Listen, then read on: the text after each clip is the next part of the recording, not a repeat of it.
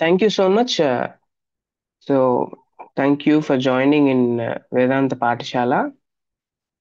Last week మనం సొటీరియాలజీలో తండ్రి అయిన దేవుడు ఏం చేస్తాడు, తర్వాత కుమారుడైన దేవుడు ఏం చేశాడు అనేది మనం నేర్చుకున్నాం. ఈరోజు మనం పరిశుద్ధాత్మ దేవుడి గురించి ఆయన సొటీరియాలజీ అంటే రక్షణ అన్వయింపులో ఎలాగా ఆయన వర్క్ చేస్తాడు అనేది మనం నేర్చుకోవడానికి ప్రయత్నం చేద్దాం. సో పరిశుద్ధాత్మ దేవుడు ఆ రక్షణ అనే ఈ ఈ విషయంలో చాలా రకాలుగా ఆ, ఆయన పని చేస్తాడు అనేది మనం అర్థం చేసుకోవాలి. సో నెంబర్ వన్, దాంట్లో ఏంటి అని అంటే ఆ, మీరు ఇంకొకటి మీరు గుర్తుపెట్టుకోవాల్సింది ఏంటంటే ఆ, రక్షణ అన్వయింపుని పరిశుద్ధాత్మ దేవుడు మనలో కలుగు చేస్తాడు. ఇది మనం అర్థం చేసుకోవాలి. ఎలాగా అనే క్వశ్చన్ వచ్చినప్పుడు ఎలాగనంటే బై షోయింగ్ కామన్ గ్రేస్, సాధారణ కృప అని అంటారు. సో దీని గురించి మనం ఖచ్చితంగా చెప్పాలంటే ఆ సాధారణ కృప అనే ఈ విషయం ఏమైతే ఉందో ఇది రక్షించే కృప కాదు. ఇది సాధారణ కృప ఆ ఆ, పరిధిలో చాలా విశాలమైనది. అండ్ మనుషులందరికీ ఇది వర్తిస్తుంది అనమాట. ఇది రిలీజన్ కి సంబంధించింది కాదు, క్యాస్ట్ కి సంబంధించింది కాదు, లేకపోతే కాంటినెంట్స్ కి సంబంధించింది కాదు. ప్రతి ఒక్కరి మనుషులు ఈ భూమి మీద ఉన్న ప్రతి మనిషికి ఇది వర్తిస్తుంది. ఓకే. సో అయితే అయోగ్యులైన మానవులందరి ఎడల దేవుడు కటాక్షం చూపిస్తా ఉంటాడు కదా. తన సాధారణ శ్రద్ధను వారందరి పట్ల చూపిస్తా ఉంటాడు కదా. సో దట్ ఈస్ కాల్డ్ ఏంటి అంటే కామన్ గ్రేస్ అని అన్నమాట. అందుకే దేవుడు అందరికీ ఆయన దేవుడు. కేవలం క్రైస్తవులకి మాత్రమే కాదు, లేకపోతే భారతదేశంలో ఉన్న వారికి మాత్రమే కాదు. ఈయన ఈయన ఎవరు అని అంటే ఈయన ఈయన అందరి మీద శ్రద్ధ చూపించేవాడు అన్నమాట. ఇది ఆ మనుషులందరి మీద ఆయన చూపించే కరుణ. రైట్. ఆ ఇది ఇది ఇది ఇది దేన్ని గుర్తు చేస్తుంది అని అంటే ఇది దేవుడి యొక్క మంచితనాన్ని గుర్తు చేస్తుంది. ఓకే. ఆ అయితే మనం ఇంకొకటి కూడా మనం గుర్తుపెట్టుకోవాలి. ఏంటి అని అంటే దేవుడు సాధారణంగా అందరి మీద కృప చూపిస్తా ఉంటే ఇది ఇది ఏం చేస్తుంది అంటే ఇది పాప క్షమాపణ ఇవ్వదు. ఇది ఈ జనరల్ గ్రేస్ అని ఏమైతే మనం చెప్పుకుంటున్నామో అది పాప క్షమాపణ ఇవ్వదు. అవిశ్వాస హృదయాలు ఏమైతే ఉంటాయో అవి వాటిని తిరిగి జన్మింప చేయలేదన్నమాట ఈ సాధారణ కృప. ఆ ఈ ఇంకొకటి ఏంటి అని అంటే మనుషులందరిలో ఉన్న సామర్థ్యతలు ఏమైతే ఉన్నాయో వాటి గురించి కూడా ఇది ప్రస్తావించదు. అందుకే మీరు సాధారణ కృప యొక్క ఆవశ్యకత గురించి నేర్చుకోవాలంటే దాంట్లో మనం మూడు విషయాలు నేర్చుకోవాలి. నెంబర్ వన్ ఏంటి అని అంటే దేవుడు తిరుగులేని పాలకుడని, సుప్రీం రూలర్ అని, మరియు ఆయన ప్రతి జీవానికి సంరక్షకుడని, ఓకే, ప్రిజర్వర్ ఆఫ్ లైఫ్ అని. కాబట్టి పరిశుద్ధాత్మ దేవుడు మనుషులందరిపై పని చేయవలసి ఉంటుంది కాబట్టి అని మనం నేర్చుకోవాలి. ఆయన సుప్రీం రూలర్, ఆయన అందరికీ ప్రిజర్వర్ అన్నమాట ఆయన. ఇది సాధారణ కృపలో మనం అర్థం చేసుకోవాల్సింది. రెండవది ఏంటి అంటే మనుషులందరూ పాపులు, పరిపూర్ణమైన పరిపూర్ణంగా పతనమైపోయి దేవుణ్ణి సంతోషపెట్టే సామర్థ్యత లేదు వీళ్ళకి. అయితే అర్హత లేక ఆ, ఉన్నవాళ్ళు కాబట్టి వీళ్ళు ఈ ఈ ఈ అర్హత లేని వారికి ఖచ్చితంగా పరిచర్య అవసరం. ఓకే, కామన్ గ్రేస్ అవసరం లేకపోతే వాళ్ళు ఖచ్చితంగా దేవుని ఉగ్రతకు పాలైపోతారు. సో కాబట్టి ఆ, ఆయన ఖచ్చితంగా అందరి మీద కామన్ గ్రేస్ చూపిస్తారు. ఓకే. మూడోది ఏంటి అని అంటే పరిశుద్ధాత్మ దేవుడు పాపాన్ని ఒకవేళ నిలువరించకపోతే పరిశుద్ధులు ఈ లోకంలో అసలు ఉండరు అనమాట. ఇది పరిశుద్ధాత్మ దేవుడు చేసే పని ఇది. మనం ఏమనుకుంటా ఉంటామంటే మనం ఏదో ఉద్ధరిస్తా ఉన్నాం, లేకపోతే మనం ఏదేదో చేసేస్తా ఉన్నాం అని మనం అనుకుంటాం. కానీ మన వెనక నుండి కనపడకుండా చేసే పరిచర్య ఒకరు చేస్తున్నారు. ఎవరంటే పరిశుద్ధాత్మ దేవుడు చేస్తా ఉన్నారు. ఇది మనం గుర్తుపెట్టుకోవాలి. ఇంకో మాటలో చెప్పాలంటే సాధారణ కామన్ గ్రేస్ గురించి, సాధారణ కృప అన్నది ఏమైతే ఉంటుందో, ఇది రక్షించే కృప అనేది ఇంకొకటి ఉంది. సో ఈ రక్షించే కృపను అనుభవించడానికి సిద్ధపాటు చేసేదన్నమాట ఈ సాధారణ కామన్ గ్రేస్. మనుషులందరి మీద దేవుడు చూపించే ఈ కామన్ గ్రేస్, లేకపోతే జనరల్ గ్రేస్, రక్షించ రక్షించే కృప ఏదైతే ఉందో దాని కొరకు సిద్ధపరుస్తుంది అనమాట ఈ కామన్ గ్రేస్. ఇది ఇది మనం అర్థం చేసుకోవాలి. అయితే ఈ సాధారణ కృప వల్ల ఆ ఏం ప్రయోజనాలు ఉన్నాయి అని అంటే, మూడు ప్రయోజనాలు ఉన్నాయి మామూలు చెప్పాలంటే. నెంబర్ వన్, ప్రయోజనాలు. ప్రయోజనాలు ఏంటనంటే, నెంబర్ వన్, మనుషులందరికీ సాధారణ దీవెనలు ఉంటాయి. సాధారణ దీవెన. సో మనం అనుకుంటా ఉంటాం కొంతమంది, ఉమ్, దేవుడు ఎందుకు వాళ్ళని ఆశీర్వదిస్తున్నాడు. కొన్నిసార్లు మనకే డౌట్ వస్తుంది. ఏంటంటే మనం ఎంత ఎంత పెయిన్ఫుల్ గా ప్రార్థన చేస్తుంటాం, దేవుని ఎడల భక్తి శ్రద్ధలు చూపిస్తా ఉంటాం. కానీ మనకన్నా ప్రభువుని నమ్ముకోకుండా, లేకపోతే ప్రభువుని అంగీకరించుకోకుండా వారే ఎక్కువ ఉన్నతమైన స్థానానికి పోతున్నారంటే దానికి కారణం ఏంటో తెలుసా? దానికి కారణం దేవుడు అందరి మీద తన సాధారణ కృప చూపిస్తా ఉన్నాడు. దానివల్ల ఫస్ట్ వన్ ఏంటి అని అంటే, మనుషులందరికీ సాధారణ దీవెనలు దేవుడు ఇచ్చాడు. దాంట్లో భౌతిక దీవెనలు ఉంటాయి, ఆధ్యాత్మిక దీవెనలు ఉంటాయి, పాప నియంత్రణ దీవెనలు ఉన్నాయి. ఇది మీరు గుర్తుపెట్టుకోవాలి. భౌతిక దీవెనలు అంటే దేవుడు అందరిపై తన కటాక్షం చూపిస్తాడు కాబట్టి ఆ ఆయన వారు ఆ మనుషులు ఎవరైతే ఉన్నారో వారు ఆ కృపను పొందొచ్చు. అది మత్తయి సువార్త 5వ అధ్యాయం 45వ వచనం ప్రకారం మనం చూడొచ్చు. ఇది ఇది పరిశుద్ధాత్మ దేవుడు వర్క్ చేస్తా ఉన్నాడు. అందరి మీద ఆయన దీవెనలు కురిపిస్తా ఉన్నాడు అనేది మనం అర్థం చేసుకోవాలి. అందుకే పరలోకం నుండి వర్షము ఫలవంతములైన ఋతువులను దయచేయును, ఆహారమును అనుగ్రహించుచు ఉల్లాసముతో అందరి హృదయములను నింపుచున్నాడు. ఎవరు అని అంటే దేవుడు. వాళ్ళు నమ్ముకున్నారా లేదా, లేకపోతే అది సంబంధం లేకోకుండా అందరికీ దేవుడు ఇస్తా ఉన్నాడు. ఇది దేవుడి యొక్క మంచితనం అని అంటే. రెండోది ఏంటంటే ఆధ్యాత్మిక దీవెనలు. దీంట్లో మనుషులందరికీ ఆయన రక్షకుడు. అనగా అందరికీ ఆధ్యాత్మిక పోషణ అందుబాటులో ఉంది. అందుబాటులో ఉండేటట్టు చేశాడని, అది దీవెన అనమాట. ఇప్పుడు ఫర్ ఎగ్జాంపుల్, ఆధ్యాత్మిక అంటే స్పిరిచువల్ గా ఉన్న బ్లెస్సింగ్స్ ఏమైతే ఉన్నాయో ఇవి ఇవి దూరంగా లేవన్నమాట. దేవుడు ఏం చేశాడు అని అంటే దగ్గరికి తీసుకొని వచ్చాడు, అందుబాటులో ఉండేటట్టు చేశాడు. సో ఇప్పుడు అందుబాటులో ఉండిన తర్వాత దాన్ని దాన్ని తీసుకోకపోవడం, లేకపోతే పొందుకోకపోవడం అనేది ఎవరి మీద పడుతుంది అని అంటే, ఇట్ డిపెండ్స్ అపాన్ మీ, నా మీద ఆధారపడుతుంది అది. ఓకే. సో సో దేవుడు ఆల్రెడీ మన దగ్గర ఆ అందుబాటులో ఉంచిన ఈ దీవెనలు పొందుకోకుండా దూరం అయిపోతా ఉంది ఏంటి అని అంటే మనమే. సో దానికోసం మనం we have to work hard. మనం కొంచెం కొంచెం అయినా కష్టపడాల్సి వస్తుంది. అది మనం గుర్తుపడాలి. ఎగ్జాంపుల్ ఏంటి అని అంటే, మనుషులు పీల్చే గాలి, ఉమ్, తినే ప్రతి ఉమ్, ఆ రొట్టె ముక్క, తర్వాత భూలోక అందము, ఆ, ఈ విధంగా చాలా ఉన్నాయన్నమాట. ఇవన్నీ అందుబాటులో దేవుడు ఉంచాడనమాట. దీన్ని చూస్తేనే ఆధ్యాత్మికంగా ఏదో ఫీల్ అయిపోతాం మనం. రైట్. ఇంకోటి ఏంటంటే పాప నియంత్రణ. సో ఇది ఏంటంటే ద రెస్ట్రైనింగ్ ఆఫ్ సిన్ అన్నమాట. సో ఇది కూడా ఓ దీవెన. పాప నియంత్రణ చేయడం దీవెనది. సో ఈ పాప నియంత్రణ అనేది 6 స్టేజెస్ గా జరుగుతుంది అనమాట. అంటే పాయింట్స్ కూడా మీరు అనుకోవచ్చు.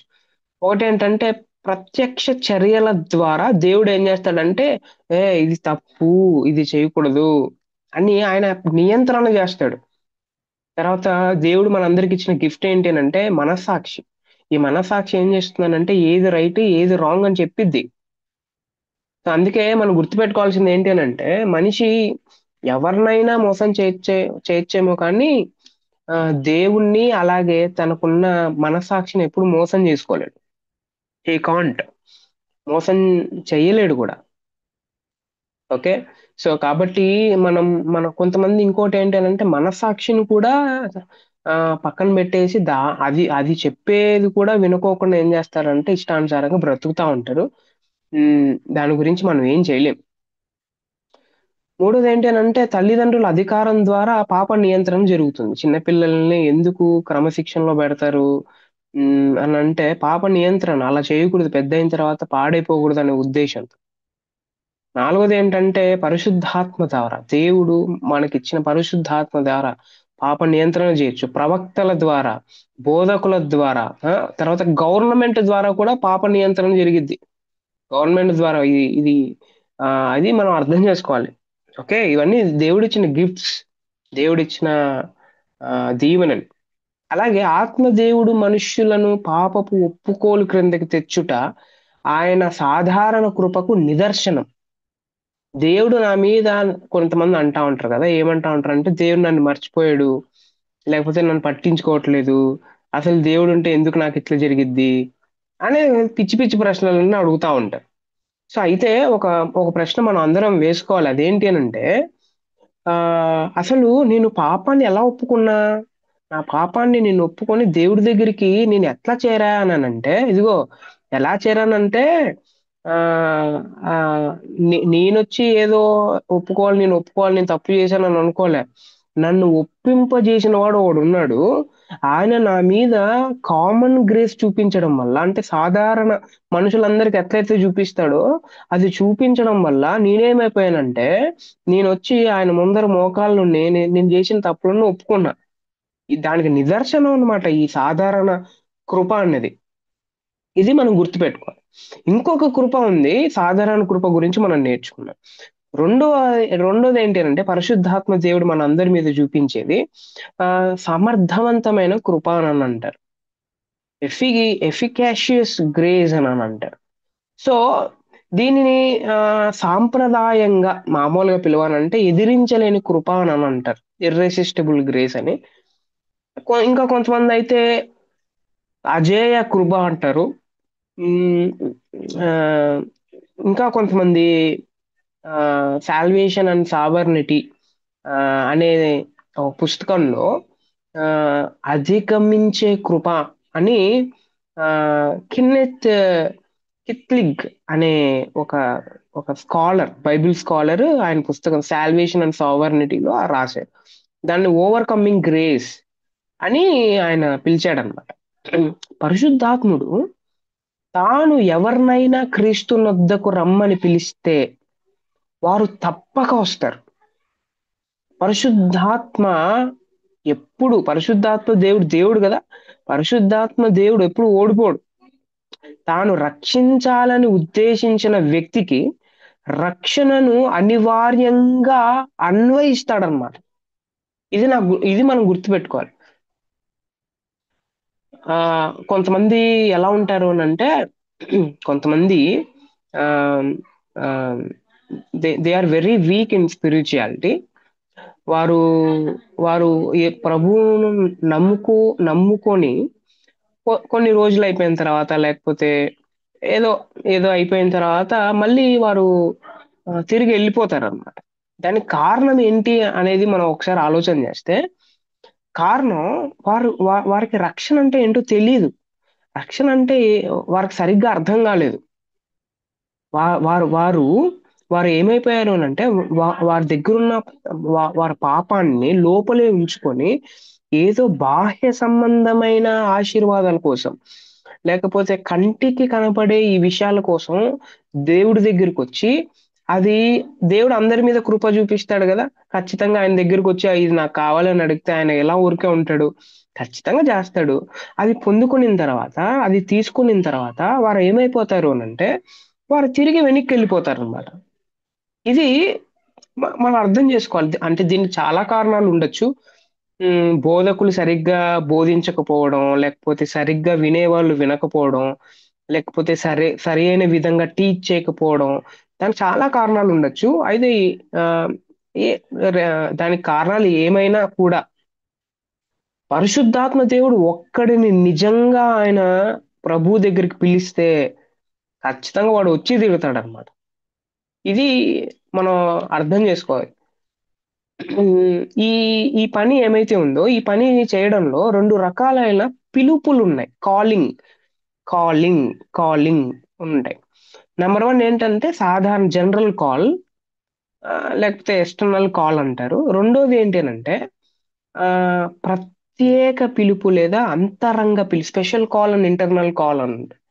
ఇది మనం అర్థం చేసుకోవాలి. అందుకే ఈ జనరల్ కాల్ గురించి మనం అర్థం చేసుకోవాలని అంటే ఈ ప్రభు దగ్గరికి రండి అని దేవుడు అందరిని ఆహ్వానిస్తాడు కదా. సో ప్రభు దగ్గరికి రండి అనే ఈ సాధారణ పిలుపు ఏమైతే ఉందో దీన్ని ప్రజలు తృణీకరించవచ్చు. Okay, there is chance. Okay, ప్రజలు ఖచ్చితంగా దీన్ని తృణీకరించగలరు. అయితే ప్రత్యేక పిలుపు స్పెషల్ కాల్ ఉందిగా, ఆ స్పెషల్ కాల్లో ప్రజలు తృణీకరించలేరు. ఎందుకనంటే దీనిని పరిశుద్ధాత్మ దేవుడు ఉపయోగించి తిరుగు లేకుండా తాను ఎవరిని రక్షించుకోవాలని అనుకుంటాడో వారిని ఖచ్చితంగా ఎదురు లేకోకుండా రక్షించుకుంటాడు అంతే. ఇప్పుడు ఫర్ ఎగ్జాంపుల్ నేను ప్రభు దగ్గర రక్షింపబడ్డాను. నేను ఇంక ఎన్ని చేసినా కూడా నేను ఇంకా ఆయన వదిలి వెళ్ళిపోను. ఎందుకు పోను అని అంటే నన్ను పిలిచింది ఎవరంటే, నన్ను ఎన్నుకుంది ఎవరంటే, నాకు నాకు పిలుపునిచ్చింది ఎవరు అని అంటే, నన్ను రక్షించాలని అనుకుంది ఎవరంటే పరిశుద్ధాత్మ దేవుడు. ఎదురు లేకోకుండా ఆయన రక్షించుకుంటాడు. ఆయన ఎప్పుడు ఓడిపోవడం. రైట్, ఇది ఇది ఇది మనం గుర్తుపెట్టుకోవాలి. Special call and external call. Right. అందుకే ప్రజలు తిరిగి వెనక్కి వెళ్ళిపోవడానికి కారణం దే డోంట్ అంటే వాళ్ళు వాళ్ళ ప్రభు యొక్క పిలుపు ఏమైతే ఉందో దాన్ని తృణీకరించారనమాట. తృణీకరించారు. ఇది మనం గుర్తుపెట్టుకోవాలి. దేవుడు సార్వభౌముడు. దేవుడికి అన్నీ తెలుసు కాబట్టి ఆయనకు తెలుసు ఎవరిని పిలుచుకోవాలో. ఆయనకు తెలుసు ఎవరు లోబడతారు, ఎవరు వస్తారు మన దగ్గరికి, ఆయనకు తెలుసు. ఓకే, ఇది ఇది మనం గుర్తుపెట్టుకోవాలి. సో కొంతమంది అంటా ఉంటారు ఏంటంటే దేవుడు ఒకవేళ నిజంగా దేవుడు అయితే ఉమ్, నన్ను రక్షించుకోమని చూద్దాం అని అంటా ఉంటారు అనమాట. సో రైట్, అది అది అది కరెక్ట్ కాదు యాక్చువల్లీ. అది అది రక్షించుకోవాలి లేకపోతే ప్రభు దగ్గరికి రావాలి అని అంటే ఫస్ట్ నా గురించి నేను తెలుసుకోవాలి. నేను ఎవరో నాకు నాకు అర్థం కావాలి. నేను ఎట్లాంటి వాడినో నాకు అర్థం కావాలి. ఇవన్నీ లోబడే తత్వం లేకోకుండా, పశ్చాత్తాపపడే హృదయం లేకోకుండా, రక్షింపబడే ఆ ఆ మనసు లేకోకుండా ప్రభు దగ్గరికి ఎవరు రాలేరు. It's impossible. అందుకే విరిగి నలిగిన హృదయం అనేది చాలా ఇంపార్టెంట్ అన్నమాట. రైట్. సో ఆ ఈ ఈ ఆ, ఈ ప్రత్యేక పిలుపు అన్నది మన జీవితాల్లో చాలా అవసరం. దానికి సంబంధించిన చాలా రెఫరెన్సెస్ మీకు ఇచ్చాను. ఇది ఈ ఈ స్లైడ్ లేకపోతే ఈ నోట్స్ అనేది నేను గ్రూప్ లో షేర్ చేస్తాను. You can definitely read that. పరిశుద్ధాత్మ దేవుడు ఆ, ఇంకేం చేస్తాడు? పరిశుద్ధాత్మ దేవుడు మన జీవితాల్లో చేసే ఇంకొక విషయం ఏంటి అనేది మనం ఆలోచన చేసినట్టయితే హీ విల్ ఆయన ఏం చేస్తాడంటే తిరిగి జన్మింపజేస్తాడు. రీజనరేషన్, తిరిగి జన్మింపజేస్తాడు. కొంతమంది అనుకుంటా ఉంటారు చాలా సంఘాల్లో లేకపోతే చాలా విషయాల్లో ఉమ్, ఆ, తిరిగి జన్మింప చేయడం లేకపోతే తిరిగి జన్మించడం అంత ఇంపార్టెంట్ కాదు అని అనుకుంటా ఉంటారు. అది చాలా ఇంపార్టెంట్. తిరిగి జన్మించడం ఒక విశ్వాసకి చాలా ఇంపార్టెంట్. దాని యొక్క ఆవశ్యకత మనం ఈ 5 విషయాలు చదివినప్పుడు ఓహో దీని ఇంపార్టెన్స్ ఎంత ఉందా అనేది మనకు అర్థం వస్తుంది. మానవులందరూ అపరాధముల చేత పాపముల చేత చచ్చిపోయారు కాబట్టి బతకాలళ్ళు మళ్ళీ బతకాలి. పాపములు చచ్చిపోయాం, అందుకే తిరిగి మనం జన్మించాలి. మానవులు నిలువెల్లా చెడిపోయి పతనమైపోయారు కాబట్టి మనం తిరిగి జన్మించాలి. మనం చెడిపోయాం.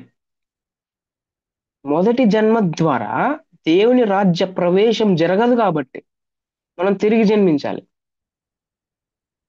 ఇది పాప శరీరం కాబట్టి మహిమకు పనికిరాదు కాబట్టి పాపంతో నిండుకుంది కాబట్టి మనం తిరిగి జన్మించాలి. శరీరానుసారమైన జీవితం జీవిస్తే మనకు ఖచ్చితంగా మరణం వస్తుంది. No doubt about that. ఏ మరణం అది? సాధారణ మరణం, ఆధ్యాత్మిక మరణం, అలాగే రెండవ మరణం, ఇవన్నీ వచ్చేస్తాయి. కాబట్టి మనం తిరిగి జన్మించాలి. సో కాబట్టి ఈ ఈ 5 విషయాలు మనం చదివినప్పుడు ద నెసెసిటీ ఆఫ్ రీజనరేషన్ ఎంత ఇంపార్టెంటో మనం అర్థం చేసుకోవాలి. అందుకే ప్రతిరోజు మనం తిరిగి జన్మిస్తూ ఉండాలి అనేది మనం అర్థం చేసుకోవాలి. రీజనరేట్. మనం ఈ వర్క్ ఈ దాన్ని ఏమంటారు, ఈ పరిచర్యలో మనం ఏం చేయాలని అంటే ప్రతిరోజు మనం తిరిగి జన్మించాలి. ఇంకో మాటలో చెప్పాలంటే ప్రతిరోజు తిరిగి జన్మించాలి. తిరిగి జన్మించుట యొక్క కర్త ఎవరు మళ్ళీ? The agent of regeneration. తిరిగి జన్మింపజేసేది ఎవరు? నేనా? నా అంతకు నేను తిరిగి జన్మింపజేసుకోగలనా? కొంతమంది అనుకుంటా ఉంటారు ఏంటంటే దేవుడు నాకు అంత అవసరం లేదు, నేను ఏమైనా వర్క్ చేసుకోవచ్చు అని అనుకుంటా ఉంటారు అనమాట. నేను నియంత్రణ చేసుకుంటా, నేను అన్ని సాధించగలను అని అనుకుంటా ఉంటారు. No, it can't. దేవుడు లేకుండా ఆ మనం తిరిగి అంటే మనం తిరిగి జన్మించడం అసాధ్యం. అల్టిమేట్ కాజ్ ఎవరు అని అంటే దేవుడు. దేవుడే మన కర్త. ఆ దేవుడు తండ్రి అయిన దేవుడు, కుమారుడైన దేవుడు, అలాగే పరిశుద్ధాత్మ దేవుడు అనేది మనం అర్థం చేసుకోవాలి. కొంతమందికి డౌట్ వస్తుంది ఏంటి అని అంటే, అసలు నేను తిరిగి జన్మించానా? అసలు నాకు నూతన జన్మ ఉందా? నాలో మారుమనసు ఉందా? ఎలాగా నాకు నాకు తెలిసేది ఎలా అని అంటే ఇలాగా తిరిగి జన్మింపజేయడం అనేది ఇది ఏంటంటే ఇది ఒక ఆధ్యాత్మిక పని. ఇది ఆధ్యాత్మిక పని. తిరిగి జన్మించుట, ఇంకో మాటలో చెప్పాలంటే it is a sovereign work. కాబట్టి ఆధ్యాత్మిక జీవం పైనుండి వస్తుంది, పైనుండి వచ్చేది ఇది. పైనుండి అంటే పైన ఎవరు ఉంటారు? దేవుడు ఉంటాడు. కాబట్టి తిరిగి జన్మించడం అనే ఈ విషయంలో మానవుడు పాపములో కోల్పోయినవన్నీ తిరిగి పొందుకుంటాడు. అది సీన్ జరిగేది. తిరిగి జన్మింపజేయడం, తిరిగి జన్మించడం ఎందుకు ఇంత ఇంపార్టెంట్ అంటే, తిరిగి జన్మించుటలో మానవుడు పాప స్థితిలో ఏమైతే పోగొట్టుకున్నాడో అవన్నీ పొందుకుంటాడు. నెంబర్ వన్, ఏం పొందుకుంటాడు?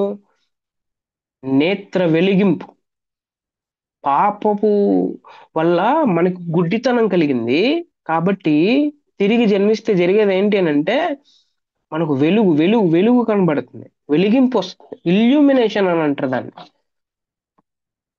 రెండోది ఏంటంటే మనకు దైవ మనసు వస్తుంది. మానవుని యొక్క మనసు కాదు, పాప మనసు కాదు, దేవుని మనసు ఎట్లుంటుంది? ఆయన మనసు చాలా చాలా ఎక్సలెంట్ గా ఉంటుంది. దైవ మనసు వస్తుంది తిరిగి జన్మిస్తే.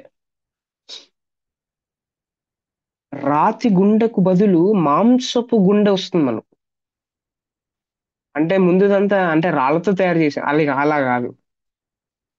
కఠినమైన హృదయం లేకోకుండా మెత్తనైన హృదయం, చాలా సాఫ్ట్ గా ఉన్న హృదయం వస్తుంది.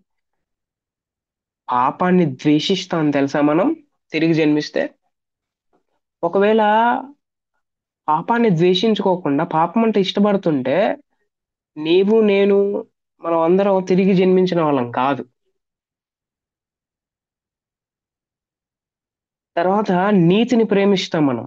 దేవుని కొరకు ఆకలి దప్పులు కలిగి ఉంటాం మనం.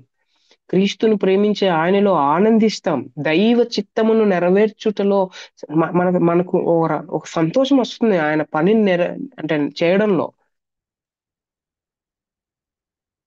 ఇది మనం గుర్తుపెట్టుకోవాలి.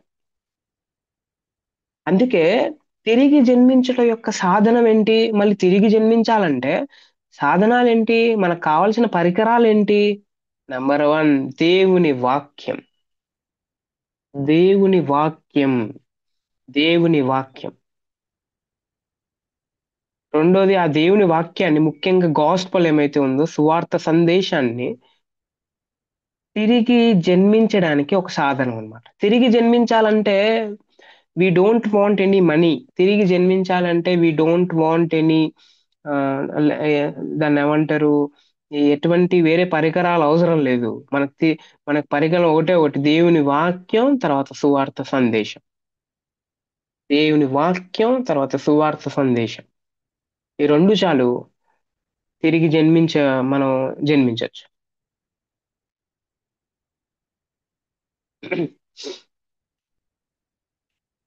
అందుకే తిరిగి జన్మించ తిరిగి జన్మించడానికి విశ్వాసానికి ఒక రిలేషన్ ఉందన్నమాట.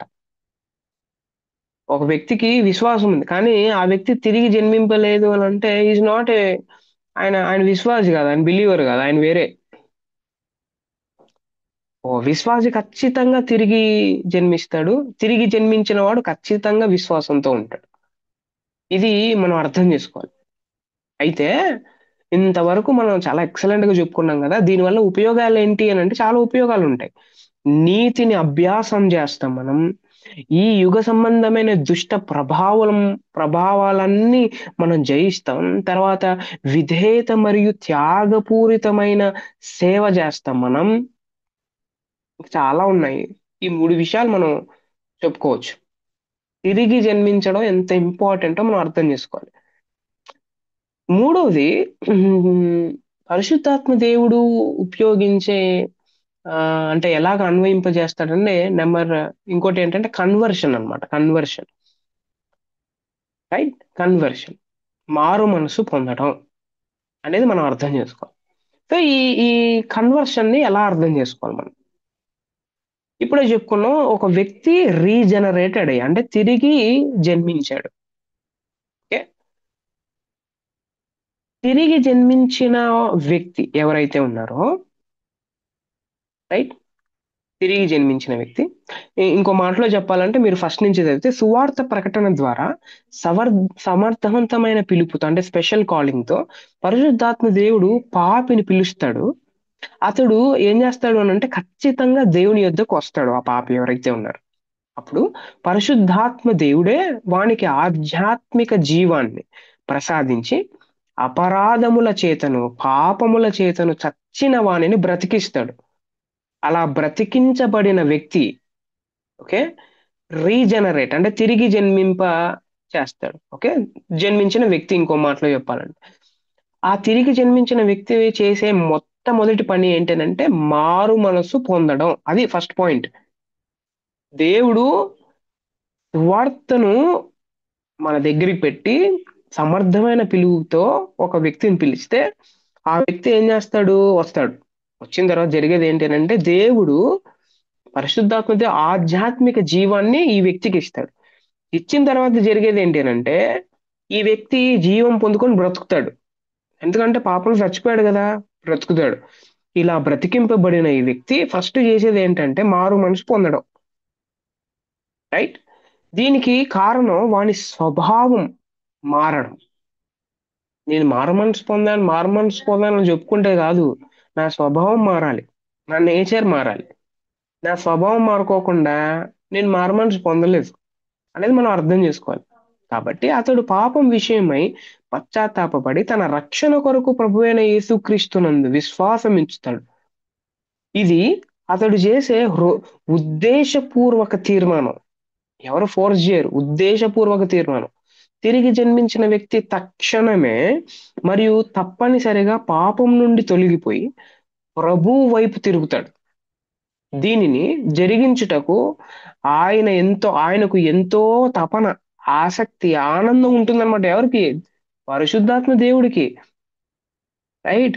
ఇప్పుడు నేను పశ్చాత్తాప పడుతున్నానంటే నా కోసం తపన పడిన వాడు ఎవరంటే, నా కోసం ఆసక్తి చూపించిన వ్యక్తి ఎవరంటే, అంటే నేను ఇట్లా పశ్చాత్తాప పడతా ఉంటే నన్ను చూసి ఆనందపడతా ఉంది ఎవరు అని అంటే పరిశుద్ధాత్మ దేవుడు. అది అది సీన్ అన్నమాట. ఇది మనం అర్థం చేసుకోవాలి. పాపము నుండి తొలగుటకు మారు మనస్సు అని ప్రభువు పట్ల, ఇంకో మాటలో చెప్పాలంటే మారు మనసు అని అంటే ప్రభు పట్ల ప్రేమ చూపించడం, ఆయన పట్ల విధేయత చూపించడం. ఇంకోటి ఎలాగా పూర్ణ సమర్పణతో తిరుగుబాటు లేకుండా, రైట్, తిరుగుబాటు లేకోకుండా మనం చూపించే ఈ శ్రద్ధ, ప్రేమ, విధేయత ఏమైతే ఉంటుందో ఇదే మారు మనసు అంటే. అందుకే విశ్వాసము ఈజ్ ఈక్వల్స్ టు ఏంటి అని అంటే మారు మనసు. మనం ఒకరి మీద విశ్వాసం చూపిస్తాం అంటే అర్థం ఏంటి అని అంటే, నేను దేవుడి మీద విశ్వాసం చూపిస్తున్నానంటే తిరుగుబాటు తిరుగుబాటు లేకుండా నేను ఆయన పట్ల ప్రేమ, విధేయత చూపిస్తున్నాను అనేది మనం మనం అర్థం చేసుకోవాలి. రైట్. ఇది దేనికి సంబంధించిన హీబ్రూ భాషలో ఎలాంటి పదాలు వాడబడ్డాయి, గ్రీక్ భాషలో ఎలాంటి పదాలు వాడబడ్డాయి అనేవి నేను నోట్స్ లో నేను మీకు సెండ్ చేశాను. అది మీరు మీరు గుర్తుపెట్టుకోవాలి. రైట్. నేను ఇంకొక విషయాన్ని మీతో షేర్ చేసుకోవాలనుకుంటున్నాను. అదేంటి అని అంటే, సో ఈ సొటీరియాలజీ అనేది it is a very vast topic, చాలా పెద్ద టాపిక్. ఇది మీరు నోట్స్ చదువుకుంటే చాలా ఎక్సలెంట్ గా మీరు అర్థం చేసుకోవచ్చు. రైట్. అయితే నేను మీతో ఒక విషయాన్ని షేర్ చేసుకోవాలనుకుంటున్నాను. అదేంటి అని అంటే,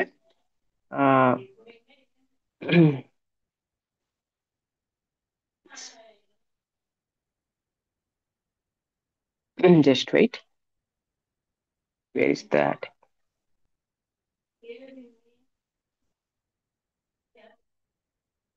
యా, విశ్వాసం గురించి నేను మీతో షేర్ చేసుకోవాలనుకుంటున్నాను.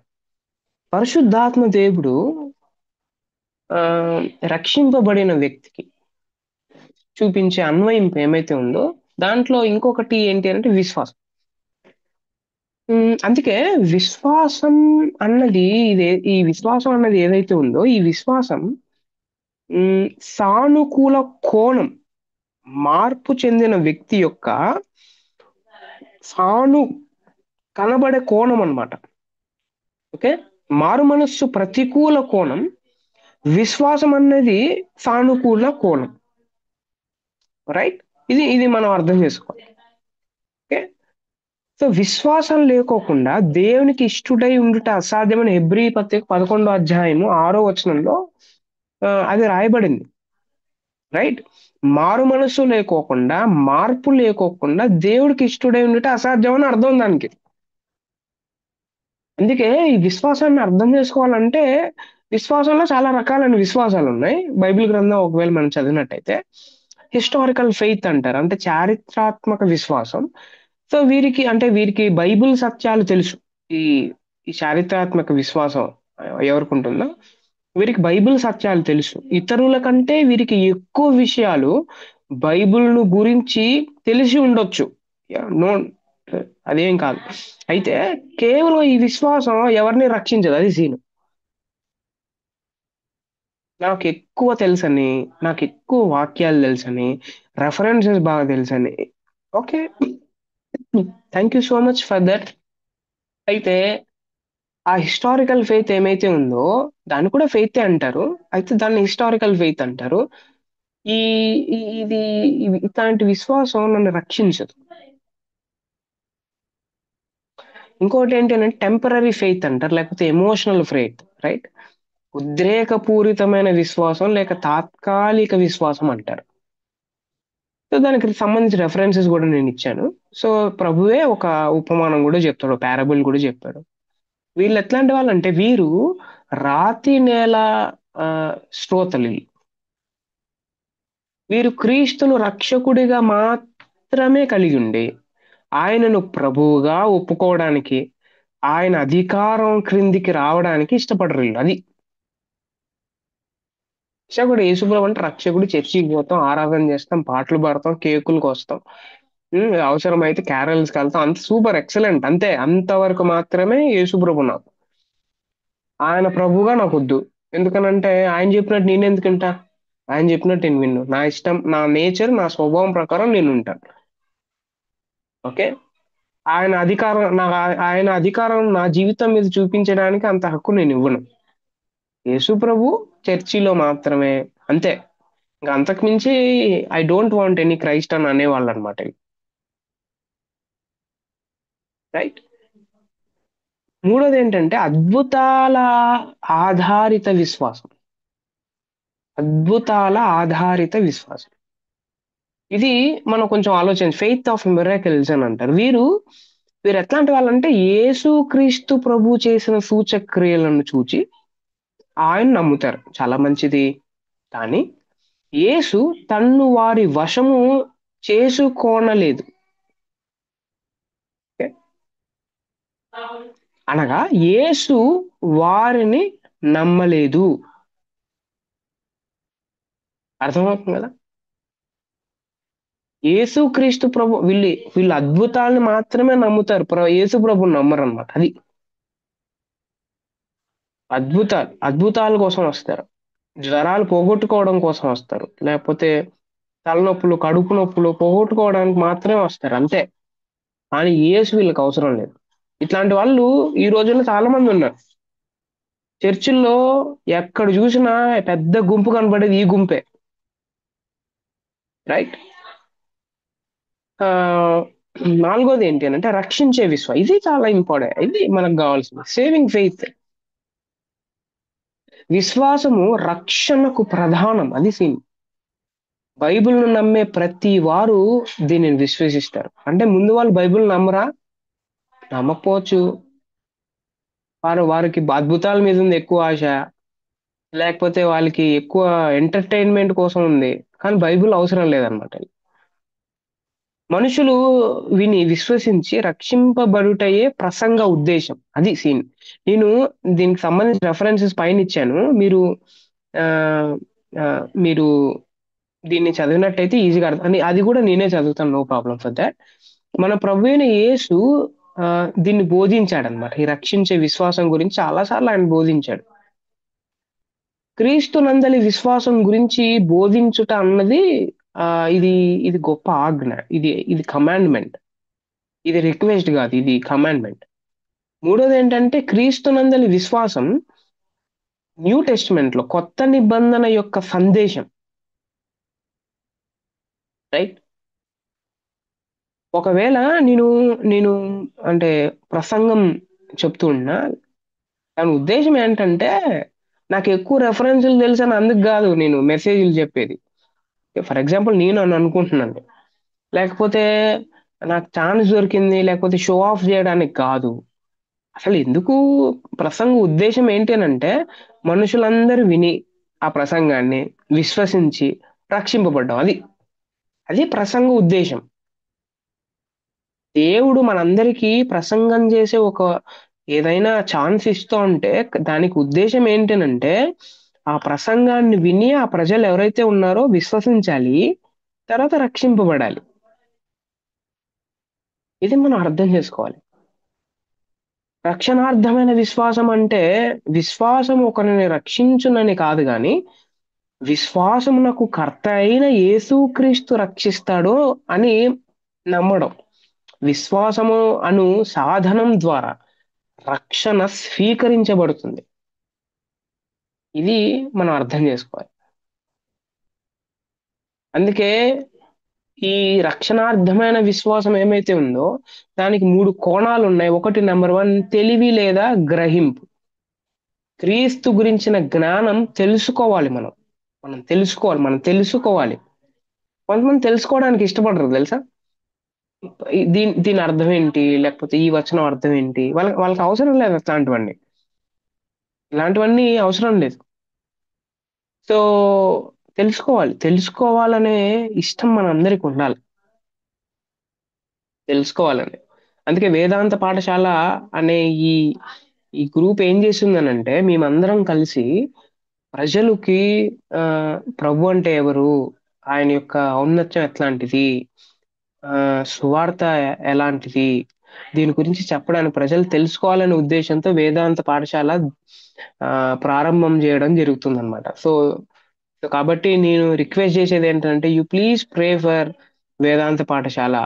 To continue it's ministry. ఇది గుర్తుపెట్టుకో. ఇంకోటి ఏంటంటే ఈ రక్షించే విశ్వాసం యొక్క కోణం ఇంకోటి ఏంటంటే అర్థం చేసుకున్న ఉద్దేశం లేకపోతే ఆ ప్రసంగం ఏమైతే ఉందో సత్యాలని దాన్ని అంగీకరించి పాటించడం అది. చిత్తం అంటే ఏంటి అని అంటే దేవుని చిత్తం అంటే కొంతమంది దేవుని చిత్తం ఏదో ఏదో వాడుతూ ఉంటారు పదం. దేవుని చిత్తం ఉంటే బ్రదర్ ఖచ్చితంగా ఇట్లా చెయ్యాలి బ్రదర్ అని అంటా ఉంటారు కదా. అసలు చిత్తం అంటే ఏంటో తెలుసా? దేవుడు వాక్యాన్ని నేను చదివిన తర్వాత తెలుసుకున్న సత్యాలు ఏమైతే ఉన్నాయో దాన్ని ఫస్ట్ నేను అంగీకరించి దాన్ని పాటించడమే దేవుని చిత్తం అంటే అది. రైట్. ఇది లేకపోతే ఆ, ఆ, మనం అంటే నేను ఆ దేవుడిని అంగీకరించట్లేదా? ఏమో అంగీకరించట్లేదేమో. పాటించడం ఇష్టం లేదా? పాటించడం ఇష్టం లేదు. లేదేమో. అయితే నాలో ఏముంది? నాలో ఖచ్చితంగా పాపం ఉంది అంతే, ఇంకేం లేదు. నేను పాపాన్ని తీసుకోవడానికి పశ్చాత్తాపపడడానికి ఇష్టపడట్లేదు నేను. అందుకే చెప్పాను కదా విశ్వాసం అంటే ఏంటి. విశ్వాసం అంటే ఇట్ ఈస్ నాట్ ఫోర్స్ఫుల్. ఇది ఫోర్స్ఫుల్ గా కాదు. ఇది నాకు ఇష్టం ఉండాలన్నమాట. హృదయపూర్వక సమర్పణ అనే పదాన్ని మనం వాడాం.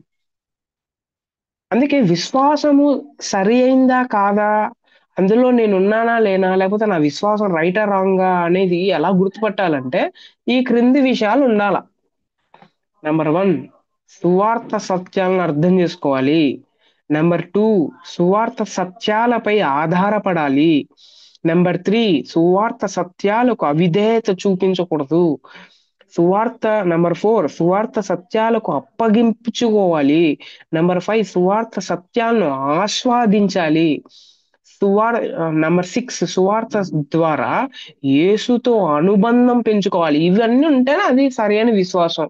లేకపోతే సరి అయిన విశ్వాసం కాదు అనేది మనం అర్థం చేసుకోవాలి.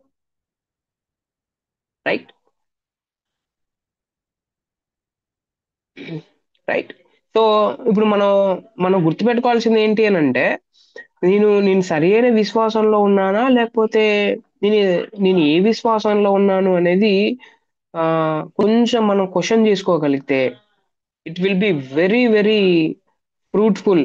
మన జీవితంలో మనం మనం మనం అభివృద్ధి చెందొచ్చు అనే విషయాన్ని ఆ, మనం అర్థం చేసుకోవచ్చు. రైట్. నెక్స్ట్ నేను చెప్పాలనుకున్నది ఏంటి అని అంటే still we have 15 minutes time ఉంది. ఒక చిన్న విషయాన్ని మనం కొద్దిగా చూసుకొని మనం డెఫినెట్లీ విల్ గో. యా. ఇది చాలా ఇంపార్టెంట్. ఈ నోట్స్ మీకు నేను గ్రూప్ లో పంపిస్తాను, మీరు జిరాక్స్ తీపించుకొని చదువుకోవచ్చు. రైట్. సువార్త అంశాలు. రైట్.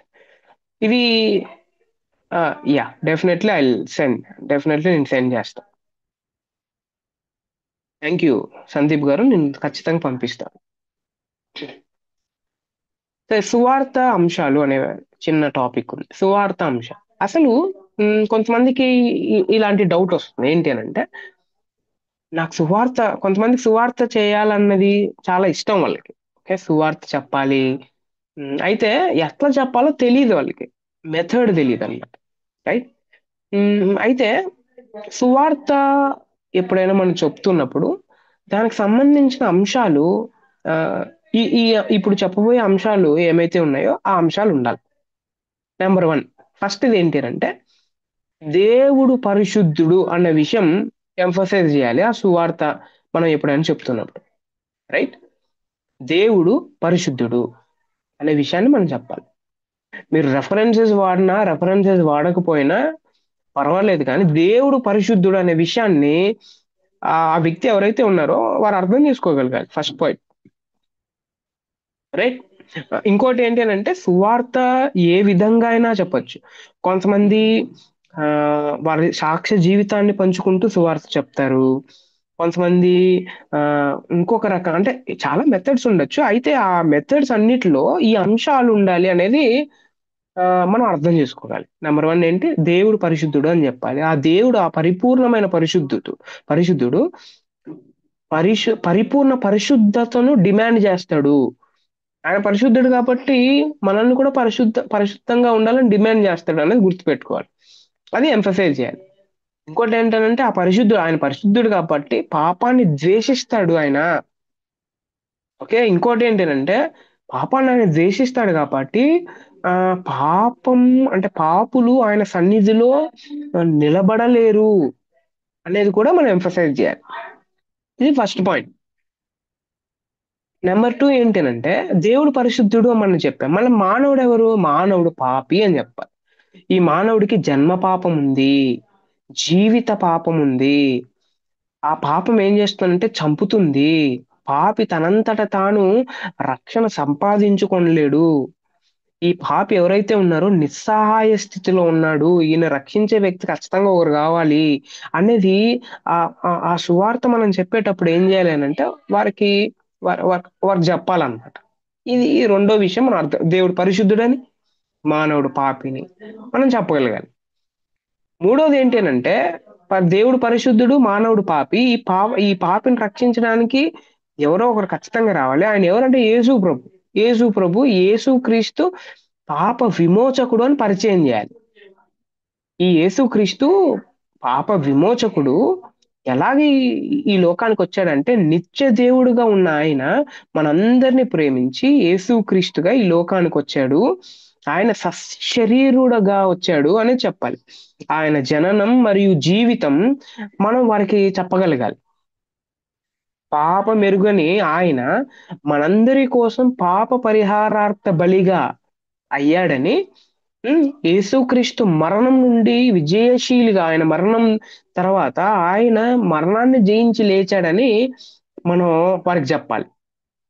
రైట్, మూడు విషయాలు చెప్పి తర్వాత నాలుగో విషయం ఏంటి అంటే దేవుడు వారి నుండి ఏం డిమాండ్ చేస్తా ఉన్నాడు? మళ్ళీ విమోచకుడిగా యేసు ప్రభు వచ్చాడు. అయితే ఈ విమోచకుడిగా యేసుక్రీస్తు వచ్చాడు అని తెలుసుకున్న తర్వాత ఈ మనిషి నుండి దేవుడు ఏం కోరుతా ఉన్నాడు అంటే మారు మనసు పొందాలా అని కోరుతా ఉన్నాడు. యేసుక్రీస్తు నందు విశ్వాసమించాలా అని కోరుతా ఉన్నాడు అనేది మనం వారికి అర్థమయ్యేటట్టు చెప్పగలగాలి. ఓకే, తర్వాత ఇంకోటి చాలా ఇంపార్టెంట్ పాయింట్, చాలా మంది మర్చిపోయేది ఏంటంటే ఎప్పుడైతే ఈ వ్యక్తి మారుమనసు పొందుతాడో, యేసుక్రీస్తుని మీద విశ్వాసం ఉంచుతాడో, ప్రజల రక్షణ కొరకై ఆ అంటే ఆ వ్యక్తి రక్షణ కొరకై తీర్మానించినప్పుడు యేసును వెంబడించుటలో ఉండే కష్టాలు గురించి చెప్పాలి. అది ఈ రోజుల్లో చాలా మంది చేసే తప్పేంటి అని అంటే యేసుక్రీస్తుని నమ్మితే అసలు కష్టాలే ఉండవు, యేసు ప్రభుని నమ్మితే అసలు ఆశీర్వాదాలు ఉంటాయి, అసలు ఏడుపు ఉండదు, కన్నీరు ఉండదు, అసలు చిన్న పరలోకంలాగా ఉంటుందని ఇట్లాంటి చెప్పడం వల్ల ప్రభు దగ్గరికి వాళ్ళు వస్తారనమాట. వచ్చిన తర్వాత అన్ని కష్టాలే, అన్ని నష్టాలే వస్తూ ఉంటాయి అనమాట. సో విశ్వాస పరీక్షలు ఇట్లాంటివన్నీ ఉంటాయి కదా, వీటిని తట్టుకోలేక వాళ్ళు ఎందుకని వచ్చారు? వాళ్ళు ప్రభుని అంగీకరించి కాదు వచ్చింది. అసలు ఆ ఫుల్ చాలా ఎక్సలెంట్ గా ఉంటుందంట అక్కడ, అసలు ఏడుపే ఉండదంట, అసలు కష్టాలే ఉండవంట అనే ఆ ఉద్దేశంతో వచ్చిన తర్వాత సడన్ గా కష్టం వచ్చేసరికి వాళ్ళు తిరిగి బయటికి వెళ్ళిపోతారు అనమాట. దానికి కారణం అదే.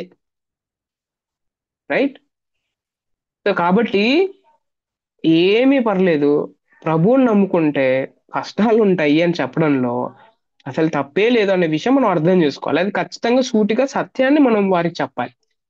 లేకపోతే వారు తిరిగి వెళ్ళిపోవడానికి ఆ కారణాలు ఉంటాయి అనేది మనం అర్థం చేసుకోవాలి. ఇది మనం అర్థం చేసుకోవాలి. చివరిది ఏంటి అంటే యేసు ఈ క్రీస్తునందు విశ్వాసం ఉంచాలి అనేది చెప్పాలి. దేవుడు పరిశుద్ధుడని, మానవుడు పాపి అని, యేసు ప్రభు ఈ లోకానికి వచ్చాడని, తర్వాత దేవుడు ఈ పాపి ఎడల ఏం డిమాండ్ చేస్తున్నాడో చెప్పాలి. తర్వాత యేసు ప్రభుని నమ్ముకుంటే ఎలాంటి జీవితం వస్తుంది, కష్టాలు ఉంటాయి, ఆ దాన్ని అధిగమించాలని చెప్పాలి. తర్వాత క్రీస్తుని విశ్వసించాలి. అయితే ఈ కష్టాలు వచ్చినప్పుడు మనకు సహాయం చేస్తాడు యేసు ప్రభు మీద విశ్వాసం ఉంచితే అనేది మనం చివరిలో చెప్పగలిగితే దట్ ఈస్ కాల్డ్ అదే గాస్పల్ అంటే. ఇది కాకుండా ఈ విషయాలు కాకుండా వేరేవి ఏమున్నా కూడా అది గాస్పల్ కాదు అనేది మనం అర్థం చేసుకోవాలి. అది గాస్పల్ కాదు, అది గాస్పల్ కాదు, అది గాస్పల్ కి సంబంధించిన మెథడ్ కాదు. అనేది మనం అర్థం చేసుకోవాలి. చివరిగా ఈ సొటీరియాలజీలో ఎవరైతే రక్షింపబడతారో వారు వారు వారు మహిమపరచబడతారు. మహిమపరచబడతారు. అది ఎప్పుడు జరుగుతుందనంటే ఈ ఈ మనిషి చనిపోయినప్పుడు జరిగింది. గ్లోరిఫికేషన్ అని అంటారు దీన్ని. గ్లోరిఫికేషన్. అందుకే ఆ మనం ఒక సెంటెన్స్ చదవాలి. అదేంటి అని అంటే, దేవుడు మనందరికీ ఇచ్చిన ఈ గొప్ప రక్షణ గురించి తెలుసుకున్న తర్వాత మన స్పందన ఏమై ఉండాలి అని అంటే, మన స్పందన ఆరాధనే ఉండాలి. మన స్పందన ఆరాధన అంతే. ఇంకా ఆరాధన తప్ప మనం ఏం చేయలేం. అందుకే మీరు రోమా 11వ అధ్యాయం 33 నుంచి ఒకవేళ చదవగలిగితే అక్కడ ఆ, పౌలు గారు ఇలా అంటారు. ఆహా, దేవుని బుద్ధి జ్ఞానముల బాహుల్యం ఎంత గంభీరం! యుగ యుగముల వరకు ఆయనకు మహిమ కలుగును గాక, ఆమేన్ అంటాడు ఆయన. ఇవంతా తెలుసుకున్న తర్వాత చాలా గంభీరం, దీని గురించి నేను అర్థం చేసుకోలేను, నాకు ఇప్పుడు ఒకటే వస్తుంది, అదేంటి అని అంటే ఆరాధన అని అంటాడు పౌల్ గారు. మీరు ప్రకటన గ్రంథం 7వ అధ్యాయం చదివితే అక్కడ సింహాసనాసీనుడై ఉన్న మా దేవునికి, గొర్రె పిల్లకును, మా రక్షణకై స్తోత్రమని మహాశబ్దముతో ఎలుగెత్తి చెప్పారు. చూసారు మీరు? ప్రతిసారి రక్షణ గురించి అర్థం చేసుకున్న తర్వాత చాలా మంది చేసేది ఏంటి అని అంటే, బైబిల్లో వాళ్ళు ఆరాధన చేస్తున్నారు. అంటే ఇప్పుడు ఆరాధన ఎక్కడి నుంచి వస్తుంది? నాకు రక్షణ అంటే ఏంటో అర్థమైనప్పుడు వస్తుంది. నాకు రక్షణ అంటే ఏంటో అర్థం కానప్పుడు నా లోపల నుంచి వచ్చేది ఆరాధన కాదు. అది ఆరాధన కాదు. సో అందుకే ఆరాధన నేను బాగా చెయ్యాలి అన్నానంటే, నాకు రక్షణ అంటే ఏంటో తెలియాలి. రక్షణ యొక్క ఆవశ్యకత అంటే ఏంటో తెలియాలి. రక్షణ యొక్క ప్రాముఖ్యత ఏంటో తెలియాలి. నాకు విశ్వాసం అంటే ఏంటో తెలియాలి. సువార్త సందేశం అంటే ఏంటో ఇవన్నీ తెలిసిన తర్వాత నాకు ఆరాధన అంటే ఏంటో అర్థమవుతుంది. లేకపోతే ఆ మనం ఎట్టి పరిస్థితుల్లో ప్రభువుని ఆరాధన చేయలేము అనే విషయం మనం అర్థం చేసుకోవాలి.